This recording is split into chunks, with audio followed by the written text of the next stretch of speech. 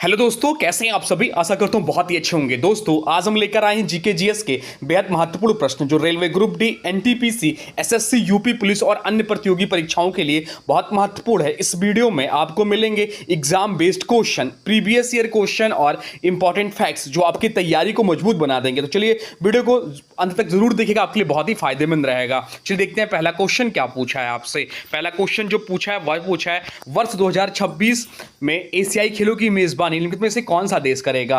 आपसे पूछा कि वर्ष 2026 में एशियाई खेलों की मेजबानी निम्नलिखित में से कौन सा देश करेगा। बताइए राइट आंसर क्या हो जाएगा। राइट आंसर मेरे साथ आप लोग कमेंट बॉक्स में लिखते चलिए। बताइए इस प्रश्न का राइट आंसर क्या हो जाएगा, कमेंट बॉक्स में लिख दीजिए।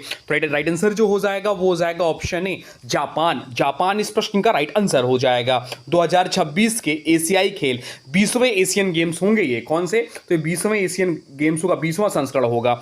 20वें एशियन गेम्स की मेजबानी जापान के एची प्रांत और नागोचा शहर मिलकर करेंगे। यह आयोजन 19 सितंबर 2026 से 4 अक्टूबर 2026 तक निर्धारित है। यह जापान द्वारा एशियाई खेलों की मेजबानी का तीसरा अवसर होगा। इससे पहले टोक्यो 1958 में और हिरोशिमा 1994 में खेलों की मेजबानी कर चुका है। बाकी बात हो रही जापान की, तो जापान के बारे में जान लेते हैं। जापान की राजधानी टोक्यो है। जापान की राजधानी टोक्यो है। जापान की मुद्रा येन है। जापान का उपनाम क्या है, अब एग्जाम में क्वेश्चन पूछता है। तो जापान को उगते सूर्य की भूमि कहते हैं। जापान का राष्ट्रीय खेल क्या है, तो सुमो कुश्ती है। जापान की संसद का नाम क्या है, तो जापान की संसद का नाम नेशनल डाइट है। और एक और क्वेश्चन पूछता है, या सुन लीजिए, विश्व युद्ध से जुड़ा तथ्य पूछता है कि हिरोशिमा और नागासाकी पर 6 व 9 अगस्त 1945 को परमाणु बम गिराया गया। तो ये थे जापान के दो शहर हिरोशिमा, जब उस पर 6 व नागासाकी 9 अगस्त 1945 को उस पर परमाणु बम गिराए गए थे। तो ये सारे पॉइंट ध्यान रखिएगा। जो भी कुछ आपसे एग्जाम में बन सकता है इस क्वेश्चन से, पूछे आपसे एग्जामिनर, वह सब कुछ बताने की कोशिश की गई। अब चलते हैं अगले प्रश्न की ओर, देखते हैं अगला प्रश्न क्या पूछा है आपसे। अगला प्रश्न जो पूछा है वह पूछा है अंतर्राष्ट्रीय महिला दिवस हर साल कब मनाया जाता है। आपसे पूछा है कि अंतर्राष्ट्रीय महिला दिवस हर साल कब मनाया जाता है। चलिए राइट आंसर कमेंट बॉक्स में लिख दीजिए। बताइए क्या होगा राइट आंसर। तो राइट आंसर जो हो जाएगा इस प्रश्न का वो हो जाएगा ऑप्शन सी 8 मार्च। 8 मार्च इस प्रश्न का राइट आंसर हो जाएगा। ऑप्शन सी इस प्रश्न का राइट आंसर हो जाएगा। अंतर्राष्ट्रीय महिला दिवस हर वर्ष 8 मार्च को मनाया जाता है। इसका उद्देश्य महिलाओं के अधिकार, समानता, सशक्तिकरण और सम्मान को बढ़ावा देना है। इसकी शुरुआत 1909 में अमेरिका में हुई थी और बाद में 1977 में संयुक्त राष्ट्र यानी कि यूएन ने इसे आधिकारिक रूप से मान्यता दी। बाकी विकल्पों की बात करें तो 12 जनवरी को राष्ट्रीय युवा दिवस मनाते हैं स्वामी विवेकानंद की जयंती के उपलक्ष्य पर। 25 दिसंबर को सुशासन दिवस, अटल बिहारी वाजपेयी जयंती। 8 मार्च को तो अंतर्राष्ट्रीय महिला दिवस मनाते हैं। 22 अप्रैल बहुत ज़्यादा इंपॉर्टेंट है, 22 अप्रैल को पृथ्वी दिवस मनाते हैं। तो ये सब पॉइंट भी ध्यान रखिएगा। अब चलते हैं अगले प्रश्न क्यों, देखते हैं अगला प्रश्न क्या पूछा है आपसे। अगला प्रश्न पूछा सत्यार्थ प्रकाश पुस्तक के लेखक कौन थे। आपसे पूछा है कि सत्यार्थ प्रकाश पुस्तक के लेखक कौन थे। बताइए राइट आंसर क्या हो जाएगा। राइट आंसर कमेंट बॉक्स में लिख दीजिए। तो राइट आंसर जो हो जाएगा वो हो जाएगा आपका ऑप्शन सी। ऑप्शन सी इस प्रश्न का राइट आंसर हो जाएगा स्वामी दयानंद सरस्वती। सत्यार्थ प्रकाश के लेखक दयानंद सरस्वती थे। यह पुस्तक आर्य समाज के सिद्धांतों पर आधारित थी। इसमें वेदों की ओर लौटने का संदेश दिया गया। बाकी विकल्पों की बात करें, स्वामी विवेकानंद रामकृष्ण मिशन से संबंधित हैं। रामकृष्ण परमहंस विवेकानंद जी के गुरु थे। राजा राम मोहन राय जो विकल्प ने दिया हुआ, यह ब्रह्म समाज के संस्थापक थे। आर्य समाज की स्थापना कब हुई थी, तो आर्य समाज की स्थापना जो हुई थी 1875 में हुई थी। दयानंद सरस्वती का नारा था वेदों की ओर लौटो। अब चलते हैं अगले प्रश्न की ओर, देखते हैं अगला प्रश्न क्या पूछा है आपसे। अगला प्रश्न पूछा है भारतीय संविधान का अनुच्छेद 32 किससे संबंधित है। आपसे पूछा है कि भारतीय संविधान का अनुच्छेद 32 जो है किससे संबंधित है। बताइए राइट आंसर क्या हो जाएगा। राइट आंसर कमेंट बॉक्स में लिख दीजिए। तो राइट आंसर जो हो जाएगा वो हो जाएगा ऑप्शन बी। ऑप्शन बी इस प्रश्न का राइट आंसर हो जाएगा संवैधानिक उपचारों का अधिकार। इस ऑप्शन बी इस प्रश्न का राइट आंसर हो जाएगा। अनुच्छेद 32 नागरिकों को मौलिक अधिकारों के संरक्षण हेतु सर्वोच्च न्यायालय जाने के अधिकार देता है। भीमराव अंबेडकर ने इसे संविधान की आत्मा और हृदय कहा था। इसके तहत रिट जारी की जाती है। बाकी विकल्पों की बात करें, समानता का अधिकार अनुच्छेद 14 से 18 संबंधित है। शोषण के विरुद्ध अधिकार अनुच्छेद 23-24 में दिया गया। धर्म की स्वतंत्रता अनुच्छेद 25 से 28 संबंधित है इससे। अब चलते हैं अगले प्रश्न क्यों, देखते हैं अगला प्रश्न क्या पूछा है आपसे। अगला प्रश्न जो आपसे पूछा है वह पूछा है भारतीय संविधान का कौन सा भाग नागरिकता से संबंधित है। आपसे पूछा है कि भारतीय संविधान का कौन सा भाग नागरिकता से संबंधित है? बताइए राइट आंसर क्या हो जाएगा? राइट आंसर कमेंट बॉक्स में लिख दीजिए। तो राइट आंसर जो हो जाएगा वो हो जाएगा ऑप्शन बी, भाग 2। भाग 2 इस प्रश्न का राइट आंसर हो जाएगा। भारतीय संविधान का भाग 2 जो है नागरिकता से संबंधित है। इसमें अनुच्छेद 5 से 11 तक नागरिकता के प्रावधान दिए गए हैं। यह निर्धारित करता है कि संविधान लागू होने के समय कौन भारत का नागरिक होगा। बाकी विकल्पों की बात करें तो भाग 1 जो है इसमें भारत के राज्यों और संघ का वर्णन है। भाग 3 इसमें मौलिक अधिकार है और भाग 4 इसमें राज्य के नीति निर्देशक तत्व यानी कि डीपीएसपी है। नागरिकता की बात तो नागरिकता से संबंधित विस्तृत प्रावधान भारतीय नागरिकता अधिनियम 1955 में दिए गए हैं। भारत में एकल नागरिकता की व्यवस्था है। संसद को नागरिकता से जुड़े कानून बनाने का अधिकार है। अब चलते हैं अगले प्रश्न की ओर, देखते हैं अगला प्रश्न क्या पूछा है आपसे। अगला प्रश्न जो पूछा है वह पूछा है कावेरी नदी जल विवाद किन राज्यों के मध्य मुख्य रूप से है? आपसे पूछा है कि कावेरी नदी जल विवाद किन राज्यों के मध्य मुख्य रूप से है? बताइए राइट आंसर क्या हो जाएगा? राइट आंसर कमेंट बॉक्स में लिख दीजिए। तो राइट आंसर जो हो जाएगा वो हो जाएगा ऑप्शन डी, कर्नाटक और तमिलनाडु। कर्नाटक और तमिलनाडु इस प्रश्न का राइट आंसर हो जाएगा। कावेरी रिवर जल विवाद मुख्य रूप से कर्नाटक और तमिलनाडु के बीच है। यह विवाद नदी के जल बंटवारे को लेकर है। कावेरी दक्षिण भारत की प्रमुख नदी है। कावेरी का उद्गम ब्रह्मगिरी पहाड़ियां कर्नाटक, इसे दक्षिणी गंगा भी कहा जाता है। अब चलते हैं अगले प्रश्न क्यों, देखते हैं अगला प्रश्न क्या पूछा है आपसे। अगला प्रश्न जो पूछा है वह पूछा है भारत की पहली पंचवर्षीय योजना किस मॉडल पर आधारित थी? आपसे पूछा है कि भारत की पहली पंचवर्षीय योजना किस मॉडल पर आधारित थी? बताइए राइट आंसर क्या हो जाएगा? राइट आंसर कमेंट बॉक्स में लिख दीजिए। तो राइट आंसर जो हो जाएगा वो हो जाएगा option B, Harrod Domar model पर आधारित थी। ऑप्शन बी इस प्रश्न का राइट आंसर हो जाएगा। पहली पंचवर्षीय योजना से संबंधित थी। भारत की पहली पंचवर्षीय योजना जिसका कार्य पीरियड था 1951 से 1956 के बीच में इसका कार्य पीरियड रहा है। इस मॉडल का मुख्य फोकस आर्थिक वृद्धि और पूंजी निर्माण पर था। इस योजना में कृषि और सिंचाई को प्राथमिकता दी गई। बाकी बात करें तो महालनोबिस मॉडल जो दूसरी पंचवर्षीय योजना से संबंधित थी। इस पहली पंचवर्षीय योजना के समय भारत के प्रधानमंत्री जवाहरलाल नेहरू थे। इस योजना की सफलता दर लगभग 3.6% वृद्धि रही। इसमें प्रमुख प्रोजेक्ट भाखड़ा नागल बांध था। अब चलते हैं अगले प्रश्न की ओर, देखते हैं अगला प्रश्न क्या पूछा है आपसे। अगला प्रश्न पूछा है अर्थशास्त्र में लाफर वक्र क्या दर्शाता है? आपसे पूछा है कि अर्थशास्त्र में लाफर वक्र जो है क्या दर्शाता है? बताइए राइट आंसर क्या हो जाएगा? राइट आंसर कमेंट बॉक्स में लिख दीजिए। तो राइट आंसर जो हो जाएगा वो हो जाएगा ऑप्शन बी। ऑप्शन बी इस प्रश्न का राइट आंसर हो जाएगा। कर की दर और कर राजस्व का संबंध, ऑप्शन बी इस प्रश्न का राइट आंसर है। लाफर कर्व जो है कर की दर और सरकार को मिलने वाली कर राजस्व के संबंध को दर्शाता है। अत्यधिक कर दर से कभी कभी कर संग्रह कम हो सकता है। यह सिद्धांत अमेरिकी अर्थशास्त्री आर्थर लाफर से संबंधित है।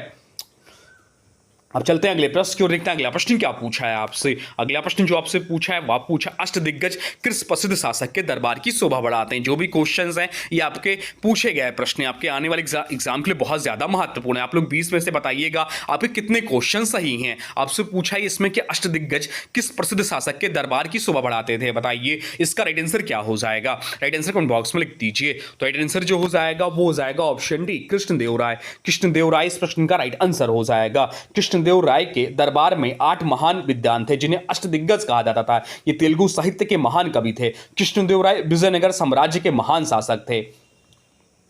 कृष्णदेव राय जो है या तुलु वंश से संबंधित थे। उनकी प्रसिद्ध पुस्तक अमुकमाल्यद है। अब चलते हैं अगले प्रश्न की ओर, देखते हैं अगला प्रश्न क्या पूछा है आपसे। अगला प्रश्न जो पूछा है वह पूछा है भारत में स्थानीय स्वशासन का जनक किसे कहा जाता है? आपसे पूछा है कि भारत में स्थानीय स्वशासन का जनक किसे कहा जाता है? बताइए राइट आंसर क्या हो जाएगा? राइट आंसर कमेंट बॉक्स में लिख दीजिए। तो राइट आंसर जो हो जाएगा वो हो जाएगा option A, Lord Ripon. Lord Ripon इस प्रश्न का राइट आंसर हो जाएगा। लॉर्ड रिपन को भारत में स्थानीय स्वशासन का जनक कहा जाता है। उन्होंने 1882 में स्थानीय स्वशासन संबंधी प्रस्ताव पारित किया। इसमें नगरपालिकाओं और जिला बोर्डों को बढ़ावा मिला। लॉर्ड रिटन की बात करें तो Lord Lytton vernacular press act से संबंधित हैं। लॉर्ड कर्जन बंगाल विभाजन के लिए प्रसिद्ध हैं और लॉर्ड डलहौजी जो है डॉक्ट्रिन ऑफ लैप्स के लिए प्रसिद्ध है। अब चलते हैं अगले प्रश्न की ओर, देखते हैं अगला प्रश्न क्या पूछा है आपसे। अगला प्रश्न जो पूछा है वह पूछा है नाथुला दर्रा भारत के किस राज्य में स्थित है? कल भी यह क्वेश्चन आपको बताया था। आपसे पूछा कि नाथुला दर्रा जो है भारत के किस राज्य में स्थित है, बताइए। यह प्रश्न पूछा गया प्रश्न है, बताइए इसका राइट आंसर क्या हो जाएगा। कल जो इंपॉर्टेंट फैक्ट डिस्कस कर रहे थे उसमें इसके बारे में बताया था, बताइए क्या होगा राइट आंसर। राइट आंसर हो जाएगा ऑप्शन डी, सिक्किम। सिक्किम इस प्रश्न का राइट आंसर हो जाएगा। नाथुला सिक्किम राज्य में स्थित है। यह भारत और चीन के बीच महत्वपूर्ण व्यापारिक मार्ग है। यह हिमालय पर्वत श्रेणी में स्थित एक ऊंचा दर्रा है। बाकी विकल्पों की बात करें तो उत्तराखंड लिपुलेख दर्रा है प्रसिद्ध है, हिमाचल प्रदेश में रोहतांग दर्रा प्रसिद्ध, और अरुणाचल प्रदेश जो है इस प्रश्न का राइट आंसर नहीं है। तो नाथुला दर्रा याद रखिएगा सिक्किम में है। चलते हैं अगले प्रश्न को, देखते हैं अगला प्रश्न क्या पूछा है आपसे। अगला प्रश्न जो पूछा है वह पूछा है श्वेत क्रांति का संबंध किससे है। आपसे पूछा है कि श्वेत क्रांति का संबंध किससे है, व्हाइट रेवोल्यूशन का संबंध किससे है, बताइए राइट आंसर क्या हो जाएगा। राइट आंसर हो जाएगा ऑप्शन सी, दुग्ध उत्पादन। दुग्ध उत्पादन इस प्रश्न का राइट आंसर हो जाएगा। श्वेत क्रांति का संबंध दुग्ध उत्पादन से है। भारत में इसे ऑपरेशन फ्लड के नाम से भी जाना जाता है। श्वेत क्रांति का जनक किसे कहा जाता है, तो श्वेत क्रांति का जो जनक कहा जाता है वर्गीज कुरियन को कहा जाता है। अमूल इस क्रांति से जुड़ा प्रमुख ब्रांड है। अब चलते हैं अगले प्रश्न की ओर, देखते हैं अगला प्रश्न क्या पूछा है आपसे। अगला प्रश्न पूछा है विश्व का सबसे छोटा देश क्षेत्रफल में कौन सा है। तो सबसे बड़ा देश जो है क्षेत्रफल में वो भी हम लोग कल पढ़े थे, आपका रूस देश है। भारत का क्षेत्रफल की दृष्टि में कौन सा स्थान है, तो भारत का क्षेत्रफल की दृष्टि से 7वां स्थान है। ये सब पॉइंट ध्यान रखिएगा। अब आपसे पूछा क्या है कि विश्व का सबसे छोटा देश कौन है क्षेत्रफल में, तो क्षेत्रफल में सबसे छोटा देश है वह वेटिकन सिटी। वेटिकन सिटी इस प्रश्न का राइट आंसर हो जाएगा। वेटिकन सिटी विश्व का सबसे छोटा देश है, या इटली के रोम शहर के भीतर स्थित है। यहां रोमन कैथोलिक चर्च का मुख्यालय है। तो वेटिकन सिटी का एरिया जो है 0.44 स्क्वायर किलोमीटर है। पोप इसका प्रमुख होता है। चलते हैं अगले प्रश्न की ओर, देखते हैं अगला प्रश्न क्या पूछा है आपसे। अगला प्रश्न पूछा है भारत में रेपो रेट कौन निर्धारित करता है। आपसे पूछा है कि भारत में रेपो रेट जो है कौन निर्धारित करता है, बताइए राइट आंसर क्या हो जाएगा। तो राइट आंसर जो हो जाएगा वो हो जाएगा ऑप्शन सी, भारतीय रिजर्व बैंक, आरबीआई इस प्रश्न का राइट आंसर हो जाएगा। Reserve bank of India repo rate निर्धारित करता है। रेपो रेट वह दर है जिस पर आरबीआई बैंकों को अल्पकालिक ऋण देता है। इसका उपयोग मुद्रास्फीति नियंत्रित करने हेतु किया जाता है।